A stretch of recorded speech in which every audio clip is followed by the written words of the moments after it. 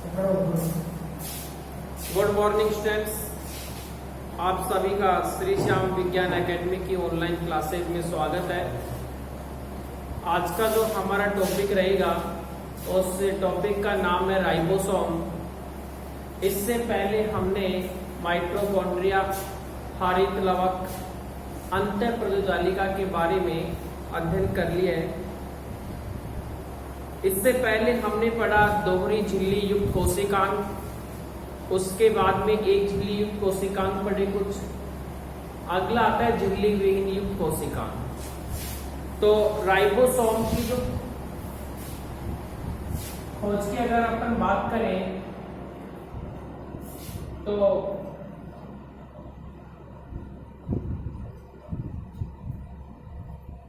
वैज्ञानिक का नाम है रॉबिन्सन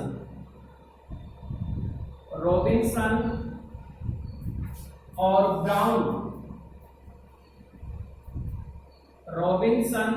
ब्राउन नामक वैज्ञानिक ने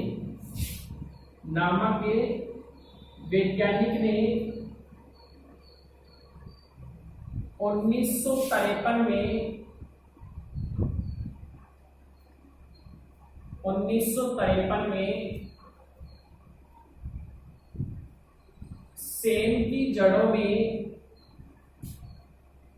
सेम की जड़ों में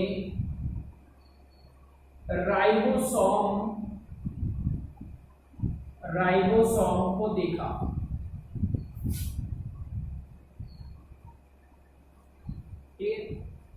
अगर अपन राइबोसोम की बात करें तो रॉबिन्सन और ब्राउन नामक वैज्ञानिक ने 1953 में सेम की जड़ों में क्या देखा? राइबोसोम को देखा।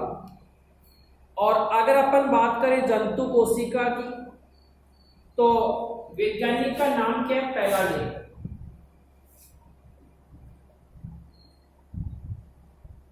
तो पैलाडे नामक जो वैज्ञानिक इन्होंने 1955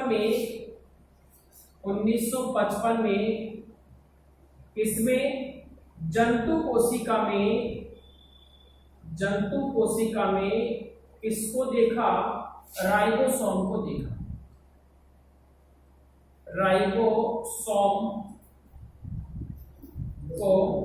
देखा। तो ये दो पॉइंट है, ये इंपॉर्टेंट है कि रॉबिन्सन और ब्राउन नामक वैज्ञानिक ने सेम की जड़ों में राइबोसोम को देखा। अगर क्वेश्चन पूछ लिया जाए कि जंतु कोशिका में राइबोसोम को किसने देखा, तो जंतु कोशिका में राइबोसोम को किसने देखा? जंतु कोशिका में राइबोसोम को देखा पैलाडे नामक वैज्ञानिक। तीसरा पॉइंट आता है रॉबर्ट। इस रॉबर्ट ने कब? 1958 में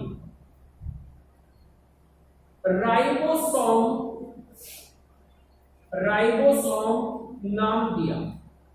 अगर आपसे पूछा जाए कि राइबोसोम नाम किसने दिया, तो जो राइबोसोम नाम दिया वो किसने दिया? वो दिया रॉबर्ट नामक वैज्ञानिक ने। ठीक है, ये तीनों पॉइंट बहुत इंपॉर्टेंट है। तो आपसे पूछा जाए कि सेम की जड़ों में की कोशिका में राइबोसोम को किसने देखा? रॉबिन्सन और ब्राउन नामक वैज्ञानिक ने देखा। कब देखा? 1953 में देखा। और अगर आपसे पूछ लिया जाए कि जंतु कोशिका में राइबोसोम को किसने देखा, तो जंतु कोशिका में राइबोसोम को किसने देखा? पैलाडे ने। अगला क्वेश्चन क्या आता है कि राइबोसोम नाम किसने दिया? तो प्यारे बच्चों ध्यान रखना कि जो राइबोसोम नाम है वो किसने दिया? वो दिया रॉबर्ट नामक के वैज्ञानिक ने दिया। अगर अपना आगे अपन देखें कि जो राइबोसोम है ये झिल्ली विहीन कोशिकांग। राइबोसोम कैसा है? राइबोसोम झिल्ली विहीन कोशिकांग। मैं यहां पर लिख देता हूं, राइबोसोम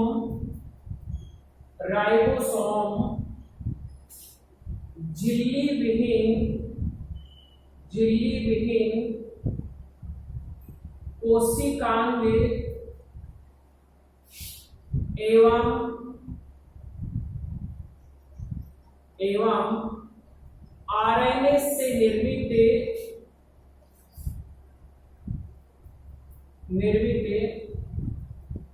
गोलाकार होता है। ये इंपॉर्टेंट है, ये भी है। इसमें आपको मैंने जितने भी टॉपिक पढ़ाए उन सभी में इंपॉर्टेंट चीजें मैंने करवाई है। तो देखो राइबोसोम कैसा है, राइबोसोम झिल्ली विहीन कोशिकांग है, यानी कि राइबोसोम के ऊपर किसी भी प्रकार की क्या नहीं पाई जाती, झिल्ली नहीं पाई जाती। और ये कैसा होता है, ये आरएनए से निर्मित होता है और कैसा होता है, गोलाकार। और अगर अपन बात करें सूक्ष्म भी होता है, कैसा होता है, सूक्ष्म होता है। ठीक है, अगला अगर अपन पॉइंट देखें कि यूकैरियोटिक कोशिका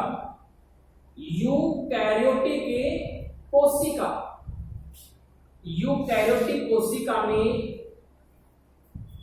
पाया जाता है। अगर फॉर एग्जांपल की बात करें तो किस में पाया जाएगा, राइबोसोम पाया जाता है खुरदरी अंतःप्रदेवी जालिका। राइबोसोम पाया जाता है कोशिका द्रव्य में।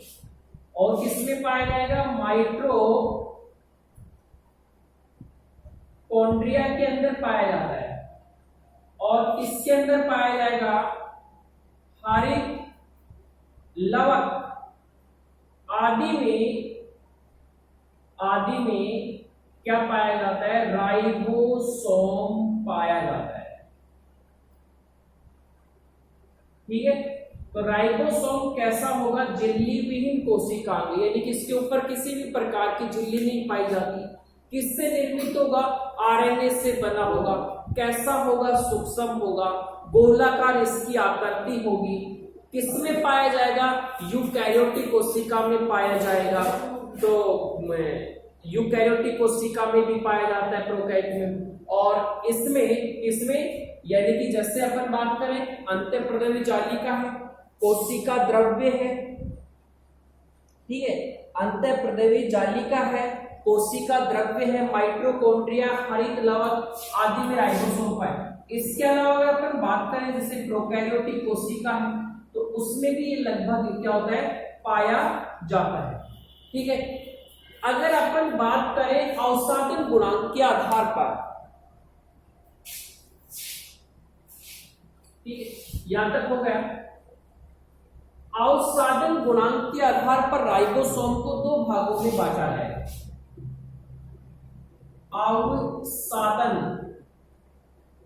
अवसादन गुणांक के आधार पर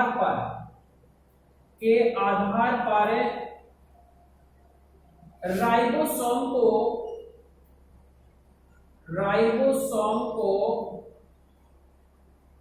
दो भागों में बांटा गया है। भाई दो भाग कौन कौन से होंगे, मैंने लिखा अवसादन गुणांक के आधार पर राइबोसोम को कितने भागों में बांटा गया है, दो भागों में बांटा गया है। अब दो भाग कौन कौन से होंगे, देखो एक तो भाग होगा 70S, S का मतलब अवसादन गुणांक, और दूसरा जो प्रकार होगा वो होगा 80S। इसके दो प्रकार होंगे। देखो इनमें अपन सबसे पहले पढ़ते हैं 70S, और ये जो 70S है ये दो उप इकाइयों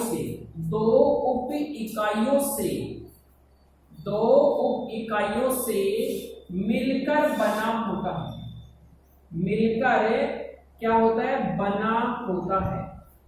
ठीक है, तो ये जो राइबोसोम 70S है ये कितनी उप इकाइयों से मिलकर बना होगा, दो उप इकाई। देखो दो उप इकाई कौन कौन सी होगी, एक 50S होगी और दूसरी कौन सी होगी, 30S। ठीक है, ये दोनों मिलकर किसका निर्माण करती हैं, ये निर्माण करती है 70S। तो अपन ऐसे लिख सकते हैं 70S बराबर 50S प्लस 30S। इसको ध्यान रखना, काफी बार एग्जाम में पूछा गया है कि निम्न में से राइबोसोम का प्रकार और इनके टुकड़े कर रखे हैं। तो 50 और 30 होते कितने 80, लेकिन आपने अवसादन गुणांक के आधार पर बांटा है तो 50 और 30 यहां पर कितनी उप इकाइयां होंगी 70। इनमें से ये जो 50s उप इकाई है ये बड़ी होती है, ठीक है। तो 50s राइबोसोम, 70s राइबोसोम का निर्माण किससे हुआ 50s से और 30s से। इसमें बड़ी उप इकाई ये है, बड़ी उप इकाई कौन सी है 50s, s का मतलब अवसादन गुणांक, और 30s कौन सी इकाई है छोटी उप इकाई, उप इकाई। अब ये 70s प्रकार का राइबोसोम किसमें पाया जाता है, तो ध्यान रखना प्रोकैरियोटिक कोशिका, प्रोकैरियोटिक कोशिका और यूकैरियोटिक कोशिका, ये मैं दोनों आपको पढ़ा चुका हूं, यूकैरियोटिक कोशिका।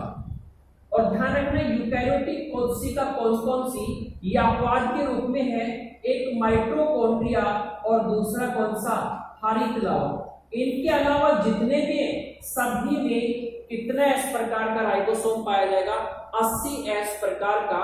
तो अगर आपसे पूछा जाए कि एग्जाम में 70s प्रकार के राइबोसोम किसमें पाए जाते हैं यूकैरियोटिक कोशिका में, और वो यूकैरियोटिक कोशिका कौन कौन सी होंगी, दो ही है, एक माइटोकॉन्ड्रिया और दूसरा कौन सा है हरित लवक। और जितने भी प्रोकैरियोटिक कोशिकाएं होती हैं उनमें कैसा होगा 70s, लेकिन ये अपवाद के रूप में है। अगला अपन देखते हैं दूसरा जो राइबोसोम का जो प्रकार है वो कौन सा है 80s। अगर अपन 80s के टुकड़े करेंगे तो 40s plus 60s plus 40s, ठीक है। इसको अपन ऐसे भी लिख सकते हैं 80s के जब आप टुकड़े करेंगे तो कितने हो जाएंगे 40 प्लस 60। इनमें से बड़ी उप इकाई कौन सी है, बड़ी उप इकाई 60s है, और छोटी जो उप इकाई है वो कौन सी होगी 40s होगी। और जितने भी कौन सी कोशिका, जितनी भी यूकैरियोटिक कोशिकाएं होती हैं, कौन सी कोशिकाएं यूकैरियोटिक होती हैं, उन सभी में कैसे प्रकार का राइबोसोम पाया जाता है 80s प्रकार का क्या पाया जाता है राइबोसोम। लेकिन मैंने यहां पर आपको बताया दो यूकैरियोटिक कोशिकाएं हैं, एक माइटोकॉन्ड्रिया और दूसरा हरित लवक। इनमें कितने प्रकार का राइबोसोम पाया जाएगा 70s। लेकिन यहां पर मैंने लिखा 80s के जब आप टुकड़े करेंगे तो 60 प्लस 40 दोनों उप इकाइयों से मिलकर बना 80s राइबोसोम, जिसमें से बड़ी उप इकाई 60s और छोटी कौन सी हो जाएगी 40s। और ये यूकैरियोटिक कोशिकाओं में पाए जाते हैं जैसे कोशिका द्रव्य है। अगर आप बात करें 80s प्रकार का राइबोसोम किस में पाया जाएगा, फॉर एग्जांपल हो जाएगा कौन सा कोशिका द्रव्य में पाया जाएगा। और अंत्यप्रदेवी जो जालिका होती है, अंत्यप्रदेवी जालिका में भी कौन सी जो खुरदरी अंत्यप्रदेवी जालिका होती है उनमें कितने एस प्रकार का राइबोसोम पाया जाएगा 80s प्रकार का क्या पाया जाएगा राइबोसोम पाया जाता है। अब देखो इनमें से एक बड़ी उप इकाई है और एक छोटी।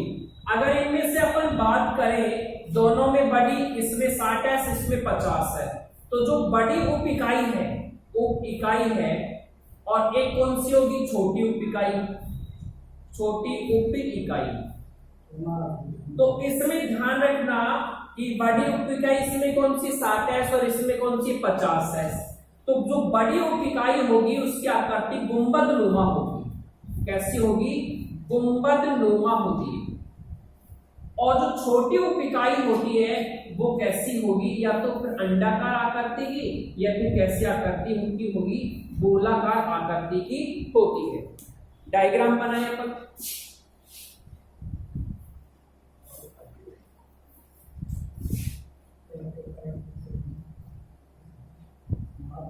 अगर इनके अपन डायग्राम बनाए तो डायग्राम कैसे हुआ,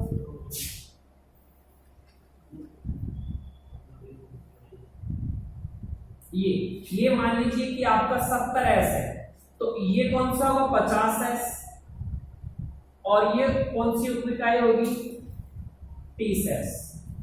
इसी तरह डायग्राम किसका बन जाएगा 80s प्रकार का। तो ये कौन सी उप इकाई है, ये बड़ी उप इकाई है, बड़ी उप इकाई। और ये कौन सी उप इकाई हो जाएगी, ये हो जाएगी छोटी उप इकाई। ठीक है। अब ये दोनों जो उप इकाइयां हैं, ये दोनों उप इकाइयां, इनका संयोजन और वियोजन कौन सी 50s और 30s। मैंने यहां पर कहा संयोजन, और दूसरा पॉइंट का नाम है वियोजन। वियोजन का मतलब होता है टूटना, और संयोजन का मतलब होता है जुड़ना। ठीक है। यानी कि 50s और 30s दोनों आपस में जुड़े हुए हैं तो संयोजन, अगर टूट जाए तो वियोजन। तो इन दोनों उप इकाइयों का, यानी कि बड़ी उप इकाई और छोटी उप इकाई, इन दोनों का संयोजन और वियोजन है वो किस पर निर्भर करता है, ध्यान रखना, वो निर्भर करता है मैग्नीशियम आयन की सांद्रता पर। क्या करता है, निर्भर करता है। यदि मैग्नीशियम आयन की जो सांद्रता है, मैग्नीशियम आयन की सांद्रता क्या हो जाए, इंक्रीज हो जाए, बढ़ जाए, तो 50s और 30 दोनों उप इकाइयां क्या हो जाती हैं, जुड़ जाती हैं। क्या हो जाती है, जुड़ जाती है। यदि मैग्नीशियम आयन की सांद्रता क्या हो जाए, कम हो जाए, देखो तीर का चिन्ह मैंने नीचे लगाया, इसका मतलब डिक्रीज, यानी कि मैग्नीशियम आयन की जब सांद्रता कम हो जाती है तो 50s और 30 यानी कि बड़ी और छोटी उप इकाइयां क्या हो जाती है, टूट जाती है, टूट जाती है, यानी कि उनका क्या हो जाता है, वियोजन हो जाता है। तो ध्यान रखना, दोनों उप इकाइयां चाहे वो बड़ी हो छोटी हो, दोनों का संयोजन और वियोजन किस पर निर्भर करता है, मैग्नीशियम आयन की सांद्रता पर। यदि मैग्नीशियम आयन की सांद्रता ज्यादा होगी तो दोनों जुड़ जाएंगे, मैग्नीशियम आयन की सांद्रता कम होगी तो दोनों क्या होंगे, अलग अलग हो जाएंगे। अगर इसमें अपन बात करें कि प्रोटीन निर्माण के समय, इसके निर्माण के समय, प्रोटीन निर्माण के समय, प्रोटीन निर्माण के समय राइबोसोम mRNA के ऊपर श्रृंखला के रूप में व्यवस्थित हो जाते हैं, जिसे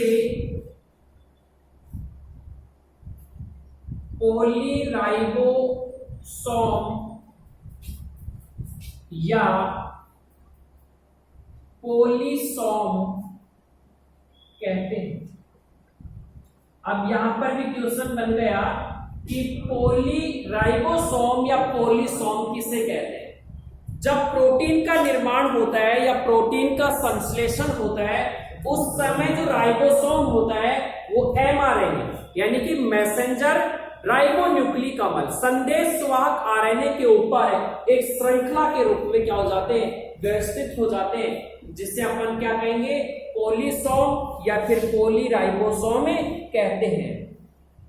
तो इसमें क्या होगा, ये दोनों जो उप इकाइयां हैं सामान्य अवस्था में, दोनों उप इकाइयां कौन सी, बड़ी उप इकाई और छोटी उप इकाई, कोशिका द्रव्य में कैसी होती है, अलग अलग होती है। तो बड़ी उप इकाइयां और छोटी उप इकाइयां सामान्य अवस्था में जो कोशिका द्रव्य होता है उसमें क्या होती है, अलग अलग होती है। तो जो बड़ी उप इकाई होगी, इस बड़ी उप इकाई पर P स्थल होगा, और जो छोटी उप इकाई होगी उस पर कौन सा स्थल होगा, A स्थल। ये दोनों जो स्थल होते हैं कौन से, P और A स्थल, यहां पर किसका संश्लेषण होता है, यहां पर किसका संश्लेषण होगा, यहां पर होगा किसका निर्माण होगा, प्रोटीन का क्या होता है, निर्माण होता है। यदि इसका अपन रासायनिक संगठन देखें राइबोसोम का, तो इसमें क्या पाया जाएगा, यानी कि इसके अंदर पाया जाएगा क्या, आरएनए पाया जाएगा। रासायनिक संगठन में प्रोटीन पाया जाता है, कैल्शियम पाया जाता है, मैग्नीशियम पाया जाता है और क्या पाया जाता है, मैग्नीज। अगर आपसे पूछा जाए कि राइबोसोम का रासायनिक संगठन क्या है, तो राइबोसोम में क्या क्या पाया जाएगा, राइबोसोम में पाया जाएगा आरएनए है, प्रोटीन है, कैल्शियम, मैग्नीशियम और मैग्नीज। ये हो गए इसके क्या, राइबोसोम। अब इनकी अपन बात करते हैं कार्य।